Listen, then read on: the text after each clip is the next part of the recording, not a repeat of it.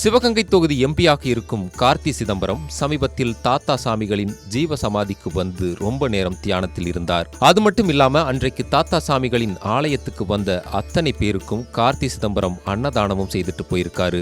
முன்னாள் முதலமைச்சர் ஜெயலலிதாவால் திருமணம் செய்து வைக்கப்பட்ட சுதாகர் தாத்தா சாமிகளின் ஜீவ சமாதிக்கு அடிக்கடி வந்து போறாரு. இயக்குனரும் நடிகருமான லாரன்ஸ் சென்னையில் இருந்தால் நிச்சயம் இங்கு வராமல் இருக்க மாட்டாராம்.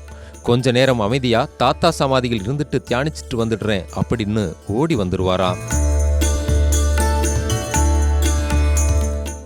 என் பேர் ஜமுனா, வேப்பம்பட்டிலேருந்து நாங்கள் வரோம். இந்த கோயில் எங்களுக்கு தெரியவே தெரியாது. தங்கச்சி தான் சொன்னாங்க, இது மாதிரி தாத்தா கோயில் இருக்குது, இங்கே போயிட்டு வாங்க, எல்லா பிரச்சனையும் சரியாகும்னு சொல்லிட்டு. அதனால தான் ஃபர்ஸ்ட் டைம் இப்போ தான் வந்திருக்கு.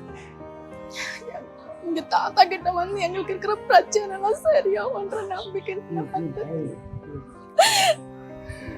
தாத்தா மேல முழு நம்பிக்கை இருக்கு. கண்டிப்பா எங்களுக்கு சரி பண்ணுவாருன்ற நம்பிக்கை. தாத்தாவை எங்க வீட்டை கூப்பிட்டுருக்கான், கண்டிப்பா வருவார் எங்க வீட்டு.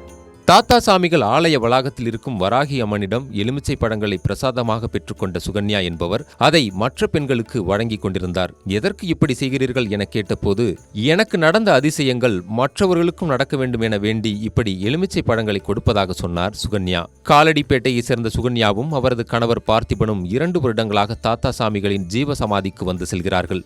எப்படியாவது ஒரு வீடு கட்ட வேண்டும் என்பதுதான் சுகன்யா இங்கு வந்தபோது வைத்த முதல் வேண்டுதலாக இருந்தது. அதை உடனடியாக நிறைவேற்றி கொடுத்து இருக்கிறார் தாத்தா சாமி.